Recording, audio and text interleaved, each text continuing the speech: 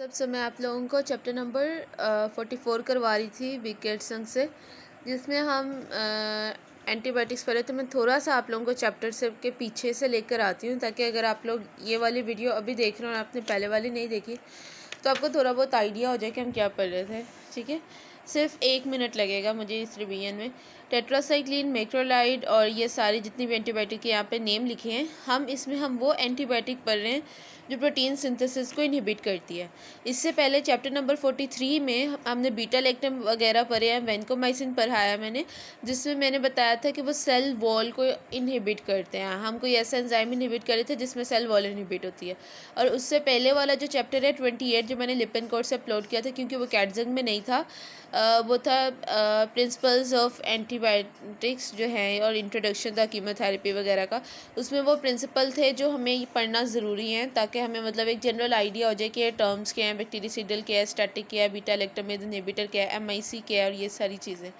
ठीक है, तो अब आपको थोड़ा बहुत आइडिया हो गया कि इस चैप्टर में हमने अभी तक जो किया, मैंने टेट्रासाइक्लिन करवा दिए थे, बहुत ब्रॉड स्पेक्ट्रम एंटीबायोटिक थी, और मैंने ये फिगर एक्सप्लेन की थी कि किस तरह हम प्रोटीन सिंथेसिस डिफरेंट स्टेप पे रोक सकते हैं। जैसे एट 30 मैंने बताया था अमाइनो ग्लाइकोसाइड, वो इस चैप्टर में नहीं नेक्स्ट चैप्टर में पढ़ेंगे हम। टेट्रासाइक्लिन 30S को इनहिबिट करते पे बाइंड करते हैं, और जो बाकी एंटीबायोटिक्स हैं इस चैप्टर के वो 50S पे बाइंड कर रहे होंगे। ठीक है, फिर हमने टेट्रासाइक्लिन की क्लिनिक जो है वो मैं आपको लास्ट पे दोबारा चैप्टर रिवाइज करवा दूँगी, अभी जस्ट आपको बता रही हूँ। मैक्रोलाइड्स जो हैं इसको हमने पढ़ा था कि मैक्रोलाइड में इरेथ्रोमाइसिन आता, हमने उसके बारे में देखा। क्लैरिथ्रोमाइसिन, एजिथ्रोमाइसिन, ये दोनों इरेथ्रोमाइसिन से बनते हैं, ये दोनों देखे। और कीटोलाइड्स जो है, अच्छा ये हमने अभी करना है क्लैरिथ्रोमाइसिन, सॉरी, हाँ यहाँ तक रेथ्रोमाइसिन हमने किया था बस। तो अभी तक हमने टेट्रासाइक्लिन, मैक्रोलाइड के अंदर से रेथ्रोमाइसिन किया, और अब हम क्लैरिथ्रोमाइसिन से स्टार्ट कर रहे हैं। ठीक है, चलें। क्लैरिथ्रोमाइसिन जो है ना, ये मैक्रोलाइड के बारे में मैंने आपको क्या बताया था कि 50S पे बाइंड करना है उसने। उसका मैकेनिज्म ऑफ एक्शन मैंने आपको क्या बताया था कि वो इरेथ्रोमाइसिन 50S पे बाइंड करती है, प्रोटीन सिंथेसिस नहीं होने देती। सिंपल जो है ना क्लैरिथ्रोमाइसिन, ये मिलती जुलती है इरेथ्रोमाइसिन से, क्योंकि ये डिराइव्ड है इरेथ्रोमाइसिन से ही। तो अब ये क्या करती है, इसका मैकेनिज्म ऑफ एक्शन यही है जो इरेथ्रोमाइसिन का था। इसकी एंटीबैक्टीरियल एक्टिविटी भी वही है जो इरेथ्रोमाइसिन की थी, मतलब उससे काफ़ी मिलती जुलती है। 3 नाम आपने याद करने हैं, कौन से? माइकोबैक्टीरियम एवियम कॉम्प्लेक्स, इसके अगेंस्ट ये काम करते हैं। इसके अलावा कौन सा? एम लेप्री और टोक्सोप्लाज्मा गोंडी। कितने? 3 जो है वो एक्स्ट्रा मैं आपको नेम याद करवा देती हूँ। रेथ्रोमाइसिन के अलावा बाकी सारे वैसे ही हैं, जो एंटीबैक्टीरियल स्पेक्ट्रम जो है इसका उससे सिमिलर है। 3 चीज़ें जो है जिसके अगेंस्ट इसकी ज़्यादा एक्टिविटी है वो कौन सी है? Mycobacterium avium complex, M leprae, Toxoplasma gondii. ठीक है, और इसके अलावा इरेथ्रोमाइसिन रेजिस्टेंट है। स्ट्रेप जो है, अगर कोई चीज़ इरेथ्रोमाइसिन से रेजिस्टेंट होगी ना, तो वो क्लैरिथ्रोमाइसिन से भी रेजिस्टेंट होगी, क्योंकि हमने जैसे बीटा लेक्टर में पढ़ा था कि वहाँ पे ये चीज़ हम देख रहे थे कि रिंग्स एक जैसी है, एक चीज़ से रेजिस्टेंस है तो दूसरी से भी है। अब अगर वो क्लैरिथ्रोमाइसिन इरेथ्रोमाइसिन से डिराइव्ड है ना, तो अगर कोई चीज़, कोई बैक्टीरिया इरेथ्रोमाइसिन से रेजिस्टेंस डेवलप कर रहा है तो डेफिनेटली वो क्लैरिथ्रोमाइसिन से भी रेजिस्टेंट होगा। इसके अलावा इसका मेटाबॉलिज्म देख लेते हैं। अच्छा, मैं डोज वगैरह जो है वो भी नहीं बताती। ये डोज जो है ना, इसमें ये है कि इसकी हाफ लाइफ ना क्लैरिथ्रोमाइसिन की बहुत शॉर्ट होती है, 6 घंटे की होती है बस।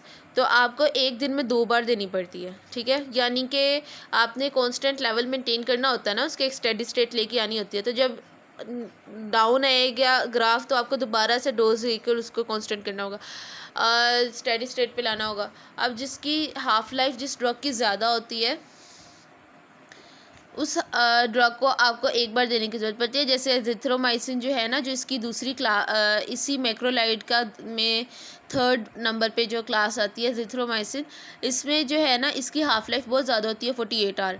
तो ये आप दिन में एक बार ही देते हो, वंस डेली। ठीक है, और ये जो है वो 5 डेज़ कोर्स इसका करते हैं हम कम्युनिटी एक्वायर्ड निमोनिया के लिए।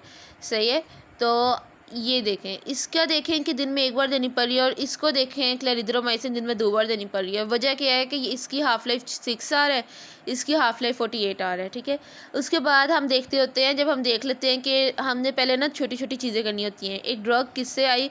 एरिथ्रोमाइसिन से डिराइव है। दूसरी बात, एंटीबैक्टीरियल मैकेनिज्म ऑफ एक्शन क्या है जी, वही जो एरिथ्रोमाइसिन का था। तीसरी क्वेश्चन, एंटीबैक्टीरियल स्पेक्ट्रम क्या है जी, उसमें हमने 3 बैक्टीरिया के नाम याद किए, माइकोबैक्टीरियम एवियम कॉम्प्लेक्स हमने याद किया, उसके बाद एम लेप्री और टोक्सोप्लाज्मा गोंडी, ठीक है, ये हमने देख लिया, ये 3 नाम हो गए। उसके बाद हमने जो है वो थोड़ी सी इसकी जो डोजेज के बारे में हमने देख लिया कि 5, ये एग्जैक्ट ना देखें आप, चाहे 6 आवर्स जो है वो इसकी हाफ लाइफ है, तो एक दिन में 2 बार। उसके बाद हम चीज़ें देखते होते हैं कि ये तो हो गया, ये एक्सक्रीट कहाँ से होती है, बॉडी से एलिमिनेट कहाँ से होती है, तो ये एलिमिनेट होती है, मेटाबोलाइज होती है लीवर में। जब ये लीवर में मेटाबॉलिज्म होता है ना, तो क्लेरिथ्रोमाइसिन लीवर उसे किसी चीज़ में कन्वर्ट करता है, तो किस में करता है, 14 हाइड्रोक्सी क्लेरिथ्रोमाइसिन, ठीक है।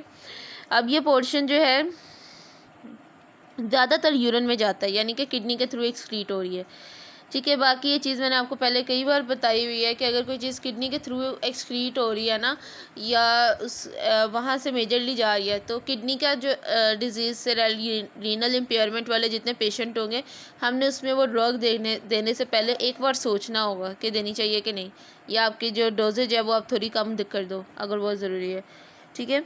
इसके बाद जो है इसका एडवांटेज क्या है, एडवांटेज क्लेरिथ्रोमाइसिन का ये है कि इससे ना जीआईटी के इतने वो मसाइल जो हैं वो नहीं होते, मिलती जुलती एरिथ्रोमाइसिन से है, लेकिन एडवांटेज क्या है कि इसके जीआईटी वाले मसले ज़रा कम होते हैं और थेरेप्यूटिकली सिमिलर ही है। लेकिन ना हम जब कोई चीज़ देते हैं ना, तो हमारे पास ना ये आ जाता है कि एक ही डिज़ीज़ को अगर 2 मतलब ड्रग्स ट्रीट करिए हैं, 2 एंटीबायोटिक्स अवेलेबल हमारे पास, तो फिर हमें थेराप्यूटिक इफ़ेक्ट्स के साथ साथ ना एक ये चीज़ भी देखनी होती है कि उसकी कॉस्ट क्या है, बिकॉज डेफिनेटली पेशेंट अगर एक्सपेंसिव मेडिसिन अफोर्ड नहीं कर सकता, तो आप उसे एक बार दोगे, वो एक बार लेगा, सेकंड टाइम शायद वो ले ही ना, ठीक है। तो इस तरह से क्या होता है कि एंटीबायोटिक बीच में छोड़ देने से उल्टा बैक्टीरिया में रेजिस्टेंस आ जाती है, तो उसका आधी या एक आध दिन इस्तेमाल करने से फ़ायदा नहीं बल्कि उल्टा नुकसान होगा, सही। तो ये फैक्टर भी ज़रा इंपॉर्टेंट होता है। ये सारी चीज़ें वो हैं जो मैंने आपको चैप्टर 28 में एक्सप्लेन की हुई हैं, ठीक है, जो लिपिन-कोड के।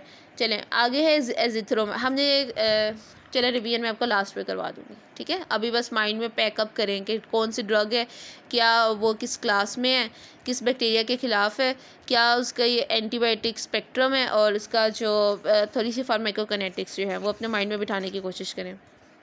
एजिथ्रोमाइसिन जो है 15 एटम लेक्टोन मैक्रोलाइड रिंग इसमें होता है, ठीक है। बल्कि मैंने आपको ये स्टार्ट पे ही बताया था कि मैक्रोलाइड्स जो हैं उसमें साइक्लिक इलेक्ट्रॉन रिंग होता है जो 14 या 16 एटम का होता है।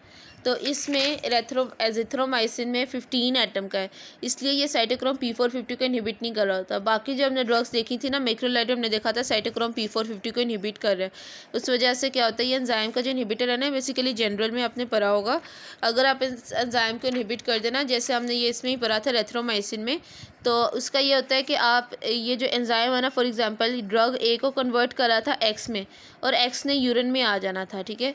अगर आपने ये जो एंजाइम था, जो यहाँ पे एंजाइम यूज़ होता था, ये एंजाइम आपने ब्लॉक कर दिया, तो जो ड्रग ए थी आपकी, फॉर एग्जांपल कोई भी ड्रग जैसे यहाँ से ले लो साइक्लोस्पोरीन थी, तो वो साइक्लोस्पोरीन यूरिन में नहीं आएगी, क्योंकि वो डायरेक्ट नहीं आ सकती, वो एक्स में जाके यूरिन में आ सकती थी। तो अब ये साइक्लोस्पोरीन बॉडी में ज़्यादा हो जाएगी। तो ये जो एंजाइम इनहिबिटर्स होते हैं ना, ये बॉडी में किसी चीज़ का लेवल बढ़ा देते हैं, जो आपने किस में पढ़ा था, एरिथ्रोमाइसिन में, जैसे ड्रग इंट्रैक्शन आपने पढ़ी थी। लेकिन एजिथ्रोमाइसिन के केस में ये वाली चीज़ नहीं आती, ठीक है, क्योंकि साइटोक्रोम P450 का इनहिबिटर नहीं है।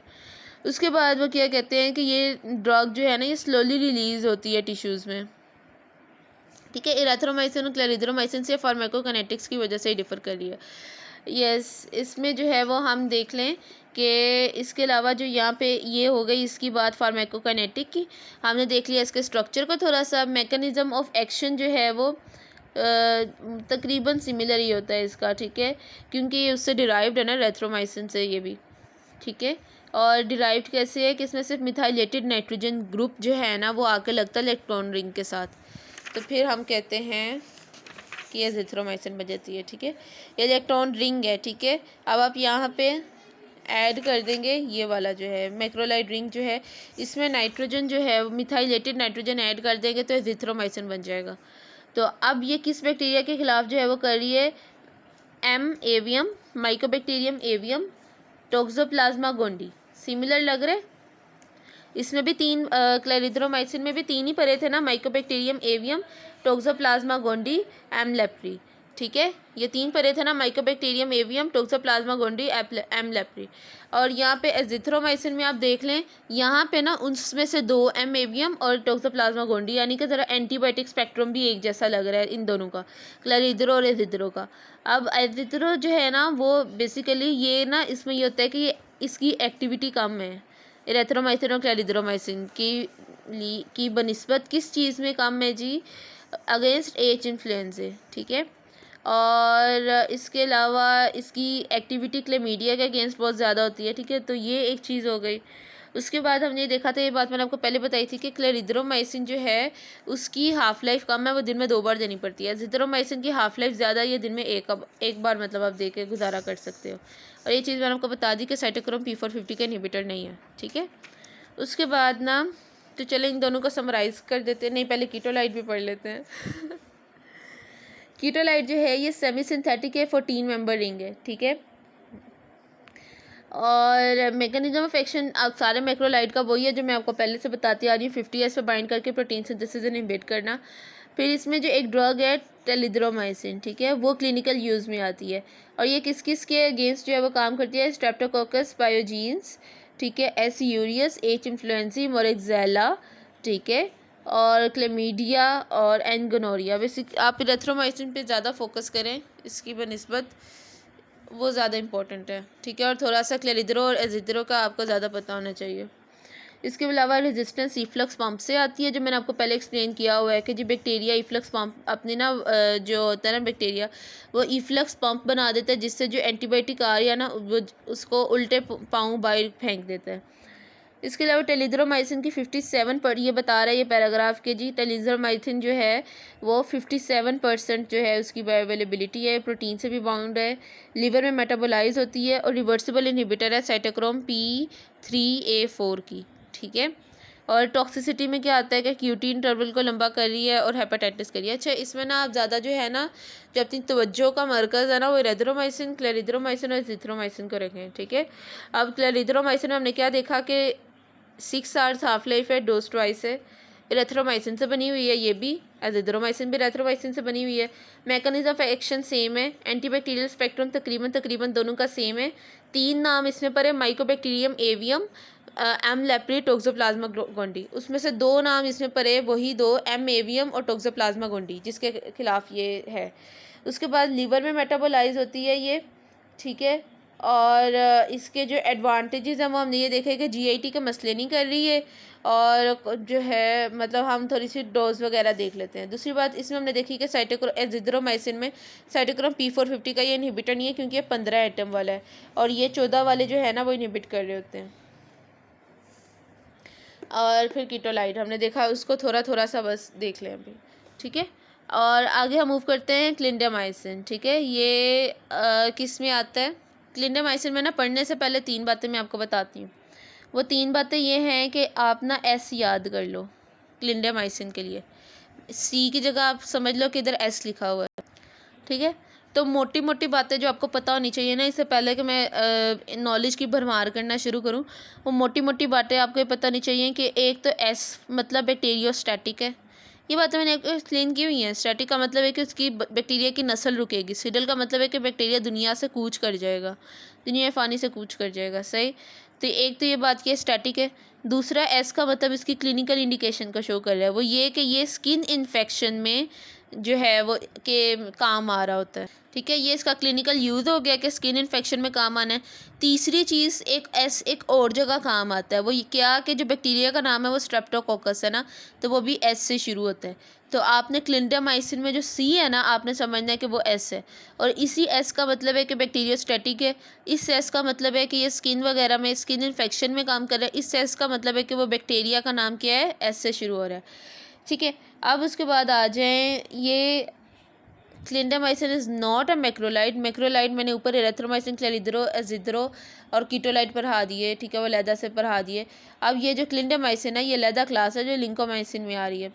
एंटीबैक्टीरियल एक्टिविटी इसकी क्या है कि अच्छा पहले तो इसका यहाँ पे ये एंटीबैक्टीरियल एक्टिविटी के नीचे अंदर ही मैकेनिज्म ऑफ एक्शन थोड़ा सा करके लिखा हुआ है इन्होंने, ठीक है। तो मैकेनिज्म ऑफ एक्शन इन्होंने क्या लिखा है, मैंने आपको पहले बता दिया था कि मैकेनिज्म ऑफ एक्शन कोई औखा काम नहीं है इस चैप्टर में। एट 30, ठीक है, अमाइनो ग्लाइकोसाइड टेट्रासाइक्लिन ने 30S पे बाइंड करना है। राइबोसोम के 2 यूनिट होते हैं ना, एक छोटा होता है एक बड़ा होता है, 30 होता है एक 50 होता है। जो 30 पे बाइंड करेगी वो टेट्रासाइक्लिन, और बाकी जितनी है ना इस चैप्टर में जितनी है ना वो 50 पे बाइंड करेंगे, 50S यानी बड़े वाले पे बाइंड करेंगे। तो क्लैरिड्रो जो है ये क्लैरिड्रो बोलिए, I am sorry for that, clindamycin जो है ये इस निमोनिक में नहीं आता, इसका मतलब क्लिंडामाइसिन 50S पे बाइंड करेगा और इनिशिएशन कॉम्प्लेक्स नहीं होने देता, कोई मुश्किल बात नहीं थी। उसके बाद हम बात कर लेते हैं रेजिस्टेंस की, वो कैसे आती है। रेजिस्टेंस आती है कि कोई राइबोसोमल रिसेप्टर साइट जो है ना जहाँ पे जाके इसने लगना है वहाँ पे कोई म्यूटेशन आ गई है या लग नहीं पा रहा, रिसेप्टर मॉडिफाई हो गया है क्योंकि उसमें कोई मिथाइलेशन कर ली है अपनी, ठीक है, ये चीज़ हो जाती है। फार्माकोकाइनेटिक्स जो है ना उसमें देखें तो 90% जो है ये प्रोटीन बाउंड है और एक्सक्रीट बाइल और यूरिन में होता है। ये चीज़ लाजमी देखा करें कि कौन सी वाली किस्मत है, बल्कि इसको ना शॉर्टलिस्ट कर लें। आसान तरीका ये है, एटलीस्ट एक चैप्टर है ना जो फॉर एग्जांपल यहाँ पे मोस्टली इसमें सारी किडनी वाली ही थी, कोई एक आध थी, जैसे टेट्रासाइक्लिन के अंदर हमने टाइगरसाइक्लिन देखी जो बाइल में जा रही है, तो फिर हमने कहा कि अगर कोई रीनल का इम्पेयरमेंट का है तो उसको ये वाली दे दो। अब जैसे ये चैप्टर का स्टार्ट है ना तो इसमें क्या किया करें, यहाँ पे लिख लिया करें कि कौन सी ड्रग्स जो है इस चैप्टर में जो आप पढ़ने वाले हो, कि ये वाली रीनल एक्सक्रीशन में आ रही हैं, ये वाली जो है ना वो फीसिस या बाइल के थ्रू जा रही हैं। उससे फ़ायदा होता है, बंदा एक बार देख के चीज़ों को पिक कर लेता है। Mnemonics don't work for everyone, कि आप निमोनिक याद करो और फिर आपके लिए काम बने। निमोनिक्स आप कितने की याद करोगे, बिकॉज ये फार्मा है। तो बेसिकली कॉन्सेप्ट अपना पिक किया करें, उसके बाद जो है वो कोशिश ये किया करें, इट हेल्प्स। उसके बाद जो है वेयर वर वी, या क्लिनिकल यूज़ में पहले बता दिया था कि क्लिंडामाइसिन में जो सी है ना उसको बना लो एस, और आप बोलो कि स्किन इन्फेक्शन में एस से स्किन, एस से सॉफ्ट टिश्यू।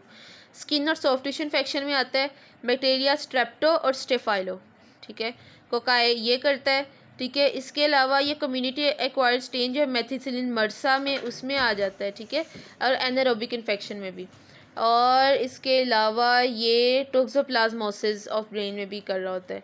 इसके अलावा अब देख लो ये चीज़ें हो गई इसकी, ये एडवर्स इफेक्ट इसके बहुत ज़्यादा तो नहीं है, लेकिन इसमें ये कि सुपर इन्फेक्शन कर देगा, ठीक है।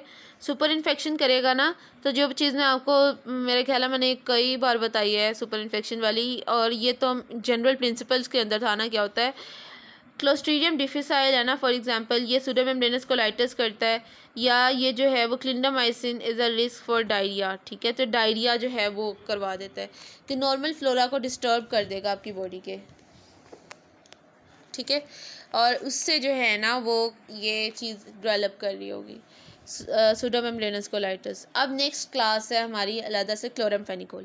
द मोस्ट इम्पॉर्टेंट चीज़ जो आपको यहाँ पे पता होनी चाहिए कि क्लोरामफेनिकोल इतनी नोटोरियस ड्रग है कि इसको आमतौर पे पेशेंट्स में नहीं देते क्योंकि नेफ्रोटॉक्सिसिटी करती है। इसके अलावा इसको बच्चों में भी नहीं देते क्योंकि अगर इसकी टॉक्सिसिटी हो जाए ना, जो कि हो जाती है, तो ग्रे बेबी सिंड्रोम हो जाता है जिससे बच्चे की डेथ ही हो सकती है, ठीक है, इतना डेंजरस है। तो नियोनेट्स में बच्चों में तो वैसे ही नहीं देनी, कोई लाइफ थ्रेटनिंग कंडीशन होना कि बंदा मर रहा है फिर आप देते हो क्लोरामफेनिकोल, मतलब कि इस आम तौर पे नहीं दे रहे होते। जो बाकी ड्रग्स है ना वो आप आम तौर पे दे रहे होते हैं, जैसे टेट्रासाइक्लिन है आम तौर पे अवेलेबल होती है, बहुत ही लोग लेते हैं, ठीक है। और एंटीबायोटिक्स में बीटा लैक्टम में से जैसे पेनिसिलिन आपने देखा, या ऑगमेंटिन, ये वो चीज़ें जो आम तौर पे अवेलेबल होती हैं, ठीक है, लेकिन ये इतना अवेलेबल नहीं होती। अच्छा, अब हमने देख लिया इसका मैकेनिज्म ऑफ एक्शन। सबसे पहली बात जो बुक खोले बगैर बता सकते हो वो क्या, कि जी 50S पे बाइंड करेगी। दूसरी बात क्या कि जी प्रोटीन सिंथेसिस को इनहिबिट करेगी, बिकॉज हम जो इस चैप्टर में जितनी एंटीबायोटिक्स पढ़े वो सारी प्रोटीन सिंथेसिस वाली ही हैं, ठीक है। तो अगर आपको पता है कि ये वाली एंटीबायोटिक चैप्टर 44 से आई है तो आपको मैकेनिज्म ऑफ एक्शन में या पेपर में ये दो बातें तो लिख के आओगे कि 50S पे बाइंड कर रही थी, राइबोसोम के प्रोटीन सिंथेसिस को इनहिबिट कर रही थी, ठीक है। अब आगे आता है कौन सा स्टेप इनहिबिट करी थी, कि तो ये पेप्टाइडाइल ट्रांसफरेज एंजाइम को इनहिबिट करती है 50S पे बाइंड करके उससे, और ये बैक्टीरियोस्टैटिक ड्रग है। उसके बाद एंटीबैक्टीरियल जो स्पेक्ट्रम है उसको देखते हैं, ये ब्रॉड स्पेक्ट्रम में आती है, ठीक है। क्लोरामफेनिकोल टेट्रासाइक्लिन जो है मैंने आपको स्टार्ट पे बताया था। चैप्टर का जब शुरू किया था तब मैंने आपको क्लासिफिकेशन बताई थी। एनारोबिक ग्राम पॉजिटिव और ग्राम नेगेटिव ऑर्गेनिज्म, ठीक है। तो ये ज़्यादा कवरेज है इसकी। ब्रॉड स्पेक्ट्रम का मतलब होता है कि ज़्यादा सारे बैक्टीरिया को कवर कर रही है। और थोड़ी बहुत रेजिस्टेंस जो इसकी आती है ना, वो इस तरह से आती है कि म्यूटेंट्स आ जाते हैं जो ड्रग की परमेबिलिटी को कम करते हैं। अच्छा, एक ना फार्माकोकाइनेटिक्स जो हम पढ़ रहे हैं ना, अगर हम क्लोराम्फेनिकोल के देखें ना, तो फार्माकोकाइनेटिक्स में इसकी बात ये है कि हम इसको ऐसे नहीं देते क्लोराम्फेनिकोल। ये बेसिकली ना हम दे रहे थे क्लोराम्फेनिकोल पाल्मिटेट की तौर पर देते हैं, ठीक है। जब ये प्रो ड्रग है, यानी कि एक्टिव ड्रग नहीं है। प्रो ड्रग का मतलब होता है कि अभी इसने बॉडी में जाके एक्चुअल ड्रग में कन्वर्ट होना है, जो काम करना है जिसने। तो ये हम देते हैं जैसे क्लोराम्फेनिकोल पाल्मिटेट। और ये जब इंटेस्टाइन के अंदर जाएगी, अब आपने ली माउथ से ली, अब आपकी इंटेस्टाइन में आएगी, यहाँ पे हाइड्रोलाइज होगी, फिर वहाँ पे जाके इसने क्लोराम्फेनिकोल में कन्वर्ट होना है। या आप इसे देते हो क्लोराम्फेनिकोल एसीटेट जो है उसकी फॉर्म में दे रहे होते हैं, ठीक है। और इसके अलावा यहाँ पे क्या लिखे, ये मैंने आपको, ये बहुत इंपॉर्टेंट बात है, ये तो घोल के पी लो। क्लोराम्फेनिकोल का जो मेटाबॉलिज्म है ना, वो लीवर में हो रहा होता है, ठीक है। अब अपना अगर ये वीडियो देख रहे हो तो आप एक टर्म को सर्च करना गूगल पे जाके, ग्रे बेबी सिंड्रोम, और देखना वो क्या होता है। अब उसमें देखो, एक्चुअली थोड़ा सा ग्रीनिश सा कलर आता है, मतलब मुझे तो ग्रीन लगा था, ग्रे तो एग्जैक्ट नहीं होता, पर खैर।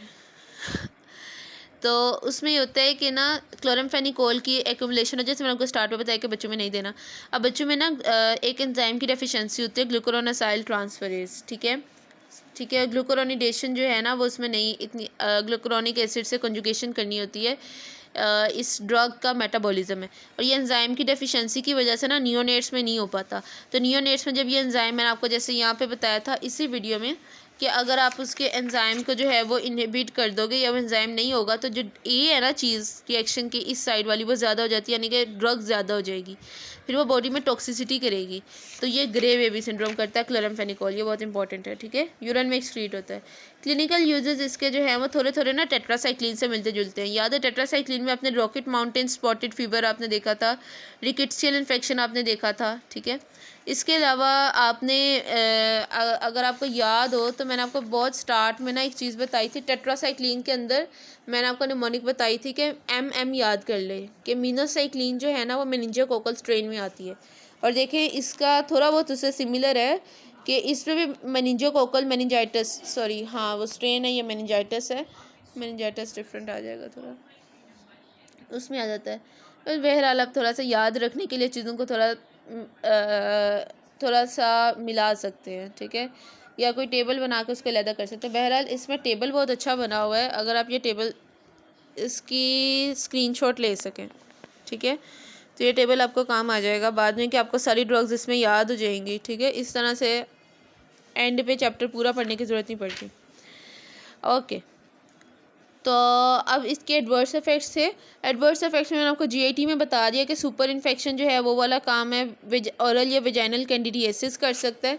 उसके अलावा बोन मैरो में ये ए प्लास्टिक एनीमिया करता है, ठीक है। और न्यूनेट्स में ग्रे बेबी सिंड्रोम करता है। इसमें क्या होता है कि जो मैंने आपको बता दिया है इसकी रीज़न, पहले तो वॉमिटिंग होती है, ठीक है, फीडिंग पुअर होती है, उसकी ब्रीदिंग जो है वो डिप्रेस हो जाती है, फ्लैसिडिटी आती है, हाइपोथर्मिया, टेम्परेचर कम होता है, बॉडी का ग्रे कलर थोड़ा सा हो जाता है, शोक आता है, कोलैप्स होता है, और इसमें बेबी की डेथ भी हो सकती है। तो बच्चों को बिल्कुल नहीं देना, न्यूनेट्स में तो बिल्कुल नहीं। और इंट्रैक्शन विद अदर ड्रग्स जो है वो इसका ये है कि ये इनहिबिट करता है हेपेटिक माइक्रोसोमल एंजाइम को। तो इसका मतलब क्या है कि ये कुछ ड्रग होंगी जिनकी बॉडी में एक्युमुलेशन कर रहा होगा, ठीक है, जैसे वार्फरिन है, फिनाइटोइड है, ठीक है। और नेक्स्ट हमारे पास स्ट्रेप्टोग्रामिन। अब इसमें ना देख लें कि स्ट्रेप्टोग्रामिन जो है ये बैक्टीरियसिडल ड्रग है। ये दो ड्रग से मिलकर बनी हुई है, क्विनोप्रिस्टिन, डाल्फोप्रिस्टिन, ठीक है, 30-70 रेशो में, 30% क्विनोप्रिस्टिन, 70% डाल्फोप्रिस्टिन, ठीक है। दूसरी चीज़ ये देख लें, आपके मोटी मोटी बातें आपको पता नहीं चाहिए कि इंट्रावीनस देते हैं। तीसरी चीज़ एलिमिनेशन इसकी फीसिस के थ्रू होती है। इसका मतलब है कि अगर कोई बंदे को रीनल फेलियर है या डायलिसिस है या हीमोडायलिसिस है तो आपको डोज एडजस्ट करने की ज़रूरत नहीं है। अगली बात देख लें कि इनहिबिट करती है साइटोक्रोम P3A4 को। इसका मतलब कि वही वाले एंजाइम जो ऊपर वाला ज़्यादा कर रहा था P3A4 को, और भी एंजाइम इनहिबिट कर रहा था ना, सॉरी साइटोक्रोम 3A4, इसको कीटोलाइट भी जो है ना वो एंजाइम जो है वो इनहिबिट कर रहा था ज़रा साइटोक्रोम 3A4 को, और उसकी ड्रग इंटरेक्शन में दिखा था। इस चीज़ों को मिलाया करें। स्ट्रेप्टोग्रामिन भी साइटोक्रोम 3A4 को इनहिबिट कर रहा है, ठीक है। तो इसका मतलब ये भी कुछ ड्रग के लेवल ज़्यादा कर रहा होगा, ठीक है। और ये एंजाइम जो है वारफरिन, ठीक है। और ठीक है, कुछ एक आध नाम आपको पता होना चाहिए, सारे नहीं भी याद रहते, तो एक आध नाम जो कि आपको थोड़ा सा वो करवा दें, और जो इम्पोर्टेंट प्रो ड्रग होता है ना उनको अच्छे से किया करें, और जो बाकी के ड्रग्स होते हैं उनको इस तरह से मिला लिया करें। जैसे मैंने अभी आपको बताया कि ये वाला साइटोक्रोम 3A4 है, तो आपके माइंड में क्लिक कर जाना चाहिए कि यार ये मैंने पहले भी देखा था। तो अब आप इन दोनों को एक साथ लिख लो, या आप छोटे छोटे बॉक्सेस, जैसे ये वाला तो बना हुआ है ना जिसमें उन्होंने सारे बता दिए, मैकेनिज्म ऑफ एक्शन अफेक्ट बता दिया, क्लिनिकल यूज़ बता दिया, फार्माकोकाइनेटिक और इंट्रैक्शन बता दी, ये तो हो गया। अब जो इस तरह की चीज़ें हैं ना, फॉर एग्जांपल कि ये इस एंजाइम को इनहिबिट करे, ड्रग इंट्रैक्शन, ये उस टेबल में नहीं लिखा हुआ है और ये सिमिलर है कीटोलाइट से, तो आप एक टेबल बना के ना ये चैप्टर के स्टार्ट में लिख लो कि कीटोलाइट लिखो, और उधर जो है वो स्ट्रेप्टोग्रामिन का नाम लिखो, नीचे लिख दो इनहिबिट साइटोक्रोम 3A4, ठीक है। और ये तब किया करो जब आपको एटलीस्ट समझ आ चुकी हो। जैसे for example grey baby syndrome का एक कॉन्सेप्ट है, जब आपको समझ आना चाहिए कि क्लोरामफेनिकोल देने से ग्रे बेबी सिंड्रोम क्यों और कैसे हो रहा है, ठीक है। बाकी चीज़ें आ जाती होती हैं थोड़ा सा कि एंजाइम का एग्जैक्ट नाम, चलो एंजाइम इसमें तो मुश्किल नहीं था क्लोरामफेनिकोल वाले में या इसका, लेकिन थोड़ा बहुत अगर जो चीज़ें याद करने वाली होती है ना इस तरह की, उनको फिर एक पेज पे लिख के अपनी बुक के साथ लगा लिया करें। सही। इसके अलावा हम अच्छा, मैं आपको एक और ही लेक्चर में ले गई। स्ट्रेप्टोग्रामिन जो है ये क्या होता है कि इसकी जो टॉक्सिसिटी क्या है कि आर्थ्रेल्जिया माइल्जिया सिंड्रोम करता है ये, ठीक है। और आगे आ जाए, हमारे पास जो लास्ट है, अरे हाँ, अब देखिए स्ट्रेप्टोग्रामिन का जो क्लिनिकल एप्लीकेशन है मैं आपको यहाँ से बता देती हूँ कि स्टेफाइलोकोकाई वेंकोमाइसिन रेजिस्टेंट स्ट्रेन जो है उसके खिलाफ जो इन्फेक्शन होता है उसमें ये यूज़ हो रहा होता है। At the end of the day सारी ड्रग्स उनके सारे यूजेस याद नहीं रहते, सो इट्स बेटर कि आप ना टेबल को थोड़ा सा, इसी टेबल को मॉडिफाई कर लो कि इस टेबल में ना जो चीज़ आपने बुक में रीड कर लिया ना वो यहाँ पे लिख लो, इट विल बी ईजियर, ठीक है। बिकॉज फार्मा में यही चीज़ आती है कि कॉन्सेप्ट भी है और रट्टा भी है। उसके बाद हमारे पास लास्ट है इस टॉपिक का ऑक्साजोलिडिनोन, ठीक है। ये बैक्टीरियोस्टैटिक है। अब देखो आप ऐसा कर सकते हो ना कि जैसे ये वाली जगह खाली है तो आप यहाँ पे लिखो स्टैटिक, यहाँ पे लिखो सिडल। स्टैटिक में वो सारी लिख दो जो स्टैटिक थी, ठीक है। अगर कोई एक आध सिडल थी तो उसका नाम यहाँ पे आ जाएगा, ठीक है। ओके, ये लिस्टेरिया ये लिनेजोलिड में का मेंबर है। लिस्टेरिया मोनोसाइटोजीन्स को जो है वो उसके अगेंस्ट आ रहा है, ग्राम पॉजिटिव ब्रोड्स को कर रहा है ये, ठीक है। और ये इस वैसे मैंने आपको बता दिया टेट्रासाइक्लिन ने 30 पे बाइंड करना है, तो इसने तो ये टेट्रासाइक्लिन नहीं है, तो किस पे बाइंड करेगा, 50S पे बाइंड करके प्रोटीन सिंथेसिस इनहिबिट करेगा। और 50S, अच्छा है आप लोगों को ये तो कॉन्सेप्ट है ना कि 50S ऐसे नहीं होते, इसके अंदर भी 4 फर्दर आगे होते हैं जिससे मिलकर 50S बना होता है, मतलब छोटे छोटे यूनिट्स। तो उस 50 में से ना जो 23 वाला है ना उस 23S से बाइंड करती है ऑक्साजोलिडिनोन। समझ आई? मैं ये कहना चाह रही हूँ कि आपके राइबोसोम के 2 यूनिट हैं, ठीक है। राइबोसोम जो है ना बैक्टीरिया का 70S होता है, एक होता है 50S, एक होता है 30S। 30S पे सिर्फ बाइंड कर लिया टेट्रासाइक्लिन, बाकी सब ने बाइंड किया 50S पे। 50S में फर्दर आगे जो है ना वो कुछ क्लास जो है ना वो छोटे छोटे सब यूनिट्स आ जाते हैं जिनसे मिलकर 50S बनता है, उसमें से एक 23 का होता है, ठीक है। उस 23 वाले से आपकी बाइंड करती है ऑक्साजोलिडिनोन। आई थिंक आपको अब समझ आई होगी।